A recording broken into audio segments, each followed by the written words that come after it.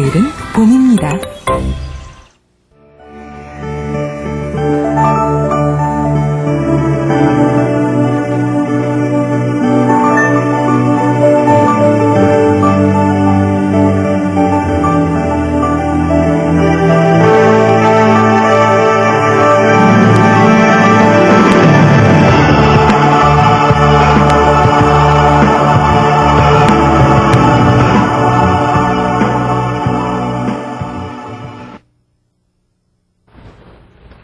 안녕하십니까. 김상범의 풍수이야기의 김상범입니다.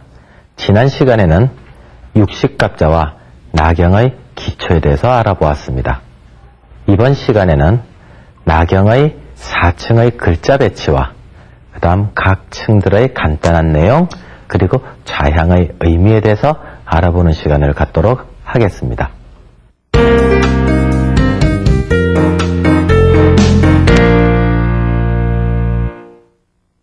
우리는 지금 폐철을 배우기 위해서 갑자, 을축, 병인, 정묘라고 하는 청강과 지지를 공부하고 있는데 지금 여기에서 우리가 필요로 하는 것이 이 폐철입니다. 이 폐철을 보면 여러 동심원들이, 여러 원들이 쭉 그려져 있어요. 그래서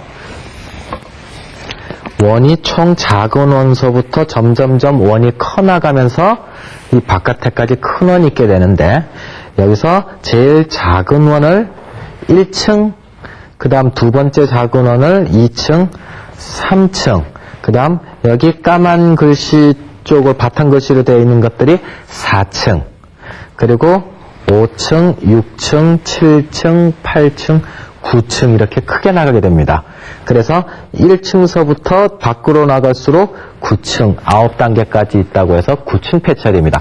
더 큰 폐철은 20몇 층 폐철, 13층 폐철 이렇게도 나누게 됩니다. 여기 부분에서 오늘 필요로 한 부분이 이제 그대로 확대시켜서 제일 필요한 부분만 지금 이 종이에다가 옮겨 놓았습니다. 오늘 지금 이 시간은 이 폐철 부분에서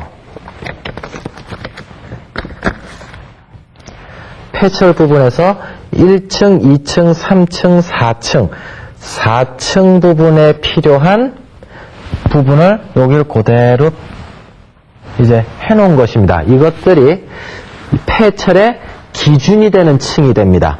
1층, 2층, 3층, 4층, 5층, 6층, 7층, 8층, 9층까지 있게 되는데 그 중에 4층이 폐철의 기준이 되는 층입니다. 그래서 이 틀을 먼저 알고 나머지 것들을 안으로 해석해 나가고 바깥으로 해석해 나가는 방법을 취하면 된다 하겠습니다. 그럼 이 숫자 다음에 자 여기에 임이라는 글자 옆에 자라는 글자 옆에 개라는 글자 옆에 축이라는 글자 옆에 간 이런 식으로 쭉 돼 있는데 이것이 한눈에 보면은 어떻게 저거를 다 알 수 있을까 헷갈리는데 글자는 이 폐철 안에 있는 글자는 총 26글자밖에 없습니다.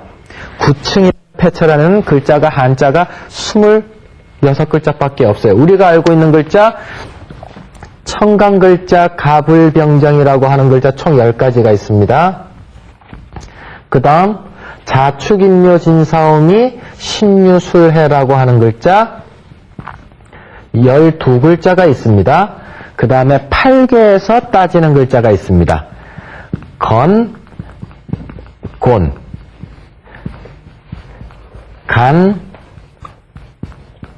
손, 건, 곤, 간, 손이라는 글자 4글자를 합해서 총 몇 글자가 있다?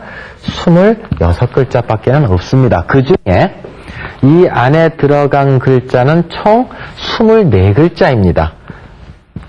24글자예요. 여기 4층에 있는 글자는 24글자입니다. 그럼 24글자가 360도를 돌고 있으니까 360도를 24글자가 돌고 있으니까 여기서 나누기를 하면은 총 한 개의 폭이 요 한 개의 폭이 몇 도씩이냐면은 15도씩이 됩니다.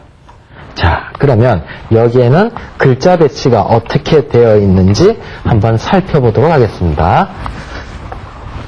우리가 아는 글자들 다 나오니까 요 네 글자, 4상 8개, 8개에서 사용되는 글자 요 네 글자만 이제 조금만 숙달시키면 됩니다. 자, 지난 시간에 배웠던 거를 한번 보도록 하겠습니다. 청가는 어떻게 배속되어 있다? 동서남북으로 따지자면 목기운 쪽에 동쪽에 갑을이 있다. 화는 남쪽인데 병정이 있다. 그 다음 토는 중앙인데 무기가 있다. 그 다음 서쪽은 금기운인데 금기운에는 경과 신이 위치하고 있고 수에는 북쪽을 의미하는데 여기에는 임과 개가 있다라고 했습니다. 자, 그 다음 또 하나 동쪽에는 지지는 인묘진, 그 다음 남쪽에는 사오미, 그 다음 서쪽에는 신유술, 그 다음 북쪽에는 해자축이 지지가 위치하고 있다 했습니다. 그 중에서도 묘가 정동쪽, 오가 정남쪽, 유가 정서쪽, 그 다음 자가 정북쪽을 의미하게 됩니다. 자, 그럼 이 두 개를 합해서 이 그림이 만들어져 있는 것입니다. 자, 24글자가 이 안에 들어가 있는데 그것들이 다 어떻게 되어 있느냐? 일단 이 12글자, 지지의 12글자는 다 있습니다. 자, 오, 묘, 유, 그 다음 축, 인, 진, 사, 미, 신, 술, 해. 자, 이렇게 여기에는 전부 다가 자축인묘진사오미가 들어가 있는데 그럼 몇 개가 쓰여졌습니까? 12개가 써 있습니다. 그럼 나머지 12개를 이제 채워 넣으면 되는데 그럼 요 사이사이마다 이제 한 글자씩 들어가면 돼요. 자, 자에서부터 시작을 해봅니다. 자, 하나 띄고 축, 하나 띄고 인, 하나 띄고 묘, 하나 띄고 진, 하나 띄고 사, 하나 건너 오, 건너서 미, 건너서 유, 신, 건너서 유, 건너서 술, 건너서 해. 이렇게 한 칸씩 건너뛰면서 자축인묘 진사오미 신유술에는 다 있습니다. 근데 그럼 여기에서 지금 표가 자, 묘, 오, 유는 이제 사각형들이 쳐져 있습니다. 여기 패철에서도 봐도 이 패철에서도 자, 묘, 오, 유에는 까만색이 칠해져 있죠. 그래서 자축인묘 진사오미가 이제 한 칸 건너씩 똑같이 그려져 있는 상황입니다. 그럼 가운데 여기에 어떤 글자들이 들어가게 되느냐?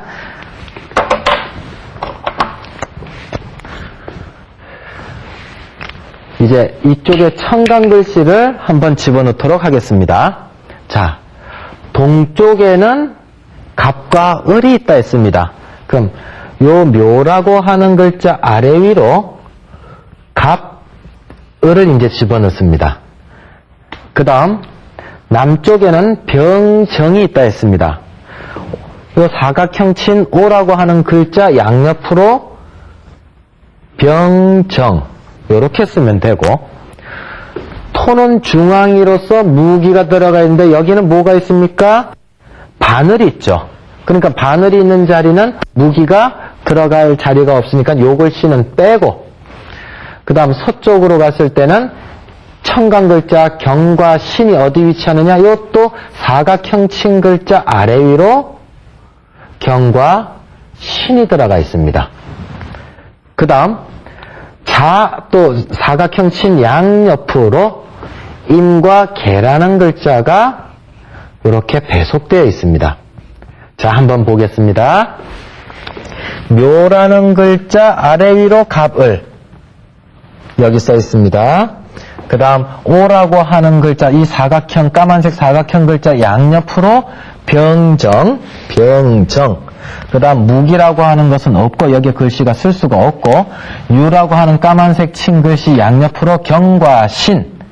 그 다음 자라고 하는 북쪽으로 사각형 친 글자 양옆으로 임과 개. 이런 식으로 현재 쓰여져 있습니다. 그럼 여기에 이제 8개를 썼습니다. 나머지는 여기 요 4글자만 이제 첨가를 해서 집어넣으면 이 글자가 다 되는 것입니다. 자, 그럼 요 4글자들은 어떤 글자들이 집어넣게 되느냐? 사상 8개 중에 4글자가 여기에 들어가게 됩니다. 서북 쪽에는, 요건 할 수 없이 그냥 외우십시오.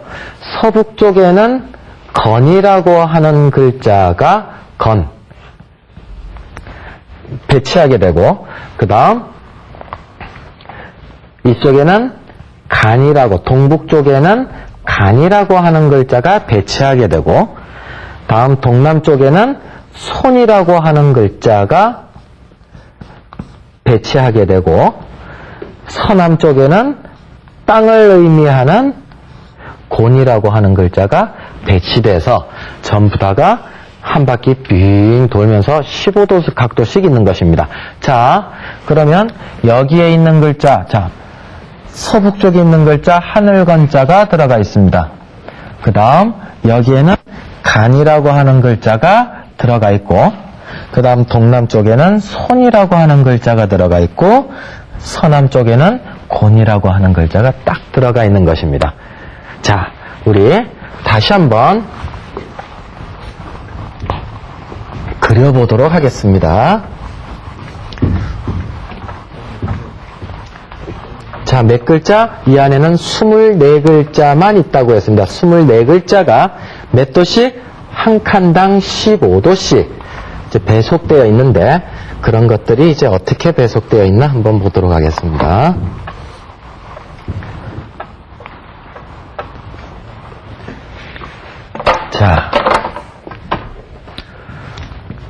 자, 5. 여러분들이랑 같이 이제 생각하시면서 해보겠습니다.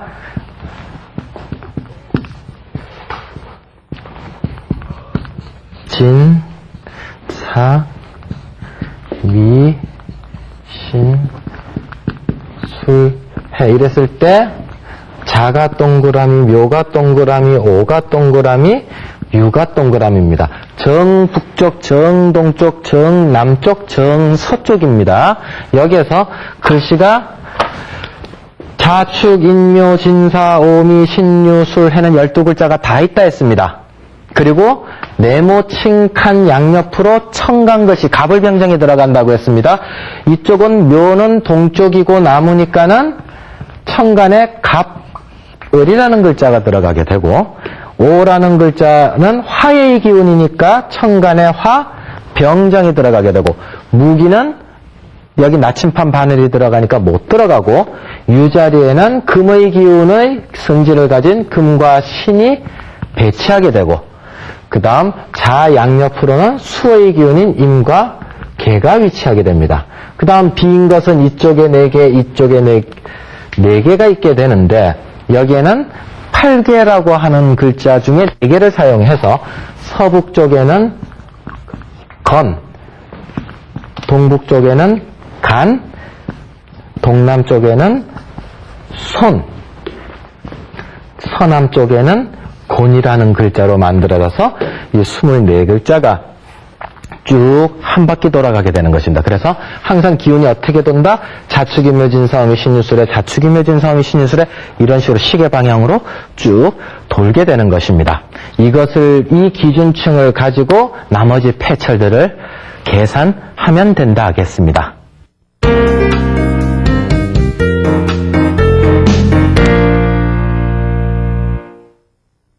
나경에서는 좌향이라고 하는 단어가 참 중요한 의미를 가지고 있습니다.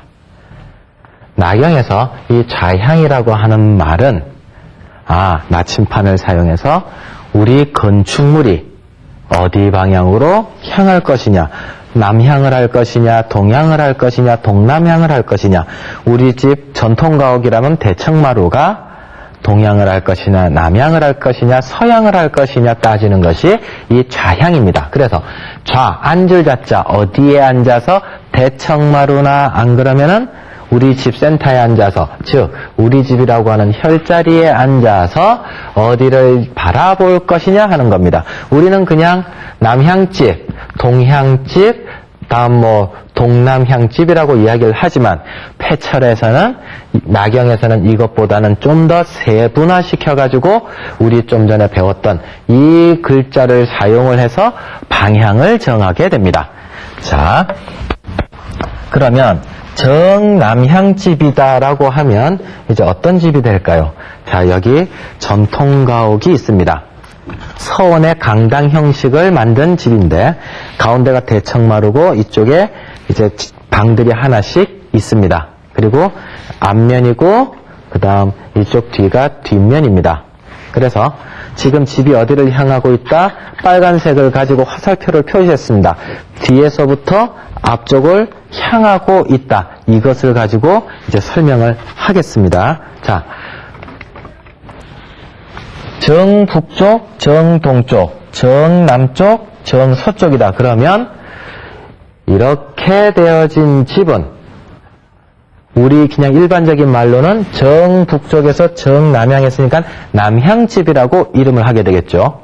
근데 풍수에서는 이거를 정확한 용어가 있습니다. 뭐라고 하느냐 하면 좌에서 오를 향했으므로 좌에서 앉아서 좌쪽, 뒤쪽의 좌쪽에서부터 오쪽으로 정남쪽인 오쪽으로 향한다. 이렇게 말을 합니다. 그래서 좌자 오향 하면은 좌라는 정북쪽에서 그 다음 정남쪽으로 향했다. 이런 소리가 됩니다. 자, 다시 한번. 그러면 집이 이렇게 돼 있다 그러면은 어떻게 말을 하면 될까요? 뒤에 있는 거를 임자에 앉아서 병 쪽으로 바라봤다. 임자 병향. 임자 병향이라 이름을 합니다. 만약에 우리가 서남쪽 집이다 그러면은 축이라는 글자 쪽에서 미쪽을 향하고 있다 그러면 축자 미향이라고 이름을 하게 되고, 그 다음 서북 쪽에서 이렇게 내려오고 있으면 건좌 손향집, 동남쪽으로 향한다. 손향집이라 이름하는 것입니다. 그 중에서 우리가 혹시 이렇게 네 글자로 쓰는 것이 정식 명칭입니다. 근데 행여 이 네 글자 중에 두 글자만을 사용을 해야 된다면 어느 글자가 더 중요하냐? 이 글자들이 더 중요합니다. 이 글자는 사용을 하지 않습니다. 그래서 우리가 무덤회 같은 데 가서 보면은 이제 절을 할 수 있는 그 앞에 이제 돌들에 새겨져 있는 것들을 보면 어디 밀양박씨에 누구누구 지묘 해놓고 뒤에 무슨 자 이러고 딱 나온단 말입니다. 거기서 네 글자를 다 쓰는 곳이 있고 두 글자만 쓴 곳이 있는데 두 글자를 쓴다면 이런 글자를 써야 된다는 소리입니다. 만약에 어느 이제 무덤 봉분에 갔더니 이런 글자가 써 있더라 그러면은 계자 정향이라 이름하면은 이런 방향으로 봉분이 있다는 소리인데, 그 중에서도 어느 글자를 두 글자만 쓴다면 어느 글자를 쓴다? 계자라고 하는 글자를 쓰면 된다는 소리입니다. 그럼 왜 거기에 상석에다가 무덤이 있습니다. 무덤 앞에 이제 이런 돌들이 있지 않습니까? 돌들에 여기에 누구 지묘 해가지고 여기에 계자라고 두 글자만 딱 써놓는데 이건 왜 그러느냐? 행여 봉분을 다시 열었다 닫는다거나 안 그러면 봉분이 좀 다시 흐트러져가지고 다시 개축을 해야 될 일이 있을 때, 그때 상황이 그러면 허물었다가 다시 공사를 할 때 계자 방향으로 다시 봉분을 세우면 옛날과 똑같이 세울 수 있다 해서 세울 수 있게 되는 것입니다. 자, 그럼 우리가 아파트에서도 어떻게 활용할 수 있다? 아파트에서는 베란다가 어디로 향하고 있느냐가 좌향이 됩니다. 들어오는 출입문이 아니고 어디를 향하고 있느냐 하는 것은 베란다가 됩니다. 자, 이번에는 이제 아파트가 되겠습니다. 아파트도 역시 여기가 측면이고 앞에가 이제 베란다들이 있는 곳입니다. 뒷면이고요. 그래서 뒤에서 와서 뒤에가 좌가 되겠죠. 앞쪽으로는 향이 되겠죠. 그럼 이 아파트도 역시 똑같이 이 아파트 집은 이런 집이다. 우리 집 아파트는 이런 집이다. 그러면은 좌좌 오향집입니다. 대문이 이쪽에 붙어 있던 이쪽에 붙어 있던 현관문이 어디에 있든 상관없습니다. 베란다 향이 어디를 향하고 있느냐를 보는 것입니다. 이러면은 좌좌 오향 이렇게 되어 있으면은 해자 사향집이라는 얘기입니다. 그 다음 이렇게 되어 있는 집이 있다 그러면은 서북쪽에서 동남쪽으로 향하고 있는 집은 술자 진향집이라고 하는 것입니다. 자, 그럼 이랬을 때 아파트 같은 경우에서는 폐철을 가지고 좀 조심해야 될 부분이 있습니다. 어떤 부분이냐? 밑에 파이프 배관들이 막 흘러다니고 있어서 그 아파트의 집에서 바로 재개되면은 동파이프 때문에 폐철 나침판이 제대로 정확한 방향을 가리키질 않습니다. 그래서 그 아파트 단지 101동이면 101동, 102동이면 102동 이 전체가 다 똑같은 1호든 2호든 3호든 4호든 다 똑같은 향을 하고 있을 것입니다. 그래서 이 바깥에서 여러 번, 10번 이상을 나침판을 가지고 무슨 자 무슨 향인가를 이 동이 무슨 자 무슨 향인가를 알고서 자기 층에 올라가 가지고 우리 집 아파트 동은 무슨 좌 무슨 향이구나 하는 걸 알고 재고 사용을 하시면 되겠습니다.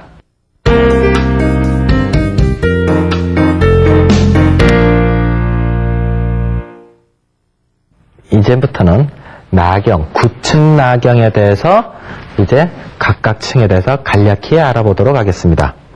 자, 나경에서 안쪽서부터 동심원이 총 몇 개다? 9층 폐철은 9단계가 있다고 해서 9층 폐철이라 했습니다. 그래서 안에서부터 1층, 2층, 3층, 4층, 5층, 6층, 7층, 8층, 9층 이 화면에서 보면 이것을 그대로 확대한 것인데 1층, 2층, 3층, 4층, 5층, 6층, 7층, 8층, 9층이 됩니다.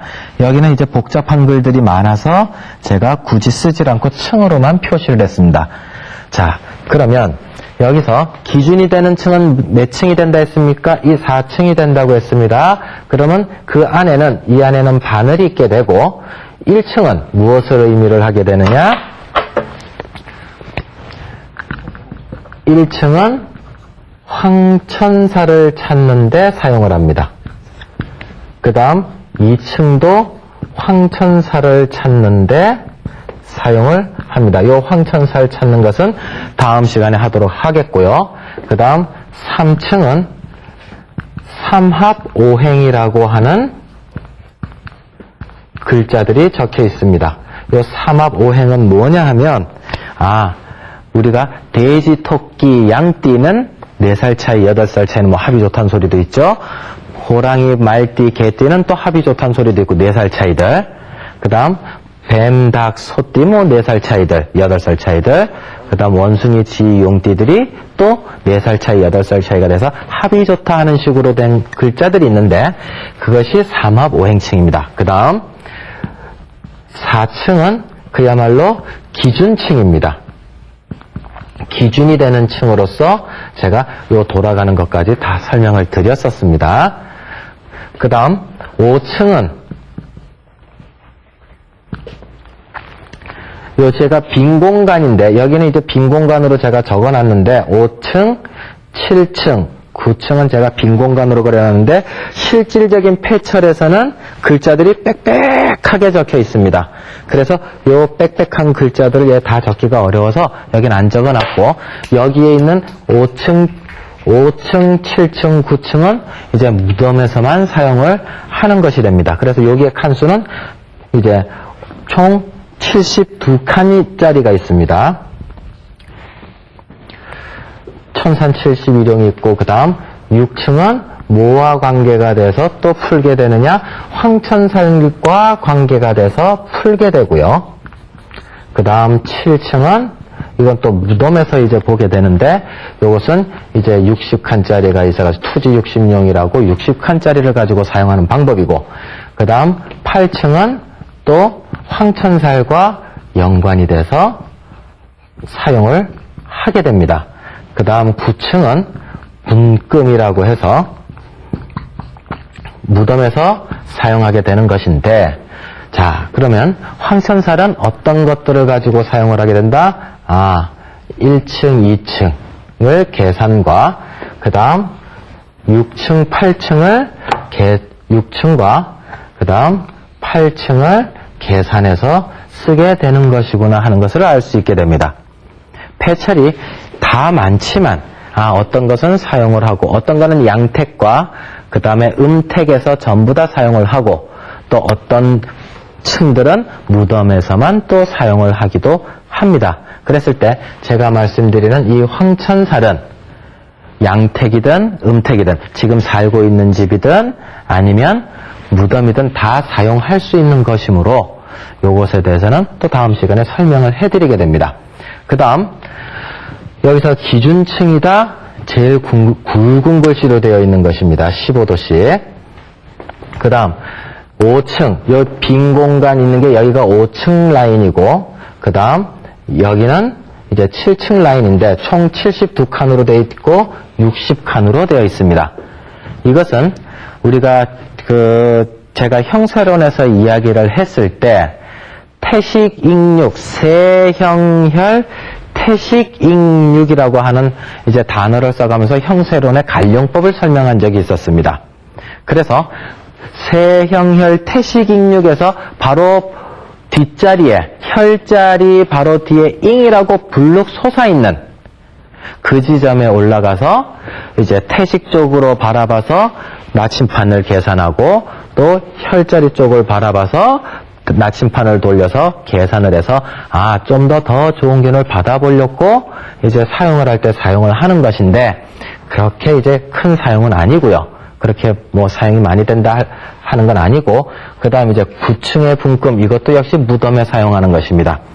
분금은 이제 무덤에서 관이 이러고 내려갈 때 이쪽으로 좀 더 틀면 좋은지, 이쪽으로 조금 미세하게 틀면 되는지, 그거를 이제 측정하게 되는데, 그 비트는 각도가 3도 차이입니다. 3도. 아주 미세한 차이입니다. 그래서 그것 가지고 혈자리가 좋다 나쁘다 이야기하진 않습니다.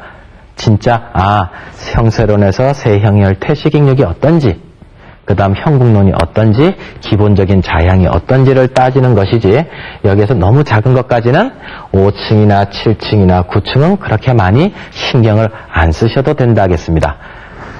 자, 이번 시간에는 나침판에 대해서 4층이 어떠한 글자로 배속되어 있는지 찾아보고, 그리고 좌향이 해자 사향이다, 인자 신향이다, 묘자 유향이다라고 어느 쪽에서 어느 쪽을 바라볼 것인가 하는 것을 강의하였고, 그 다음 마지막으로 각 층이 어떠한 역할들을 하고 있는가를 따져보았습니다.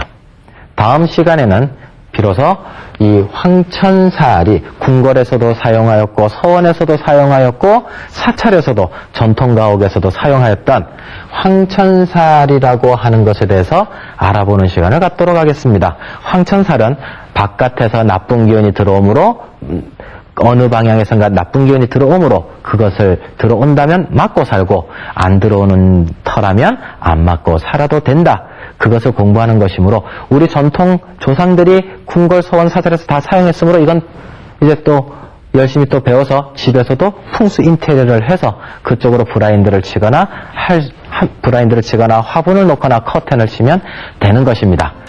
조금 어려울지 모르겠지만 그래도 황천살에 대해서 알고 조금 대응해 보는 것도 좋다 하겠습니다.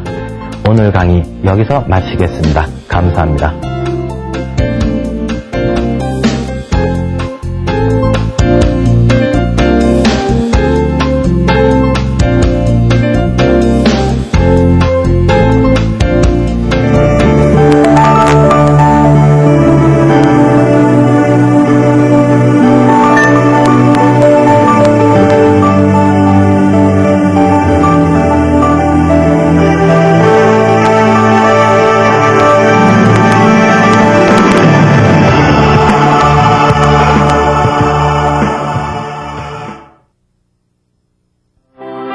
1995년 우리 집에 가족이 하나 늘었습니다. 우리 집 아이가 인터넷을 시작했습니다. 월드컵의 감동이 더 커졌습니다. 우리 가족이 1200만이 되었습니다. 2005년, 이제 대한민국은 모두 디지털 가족이 됩니다. 디지털 케이블. 이제 더 큰 일을 하겠습니다.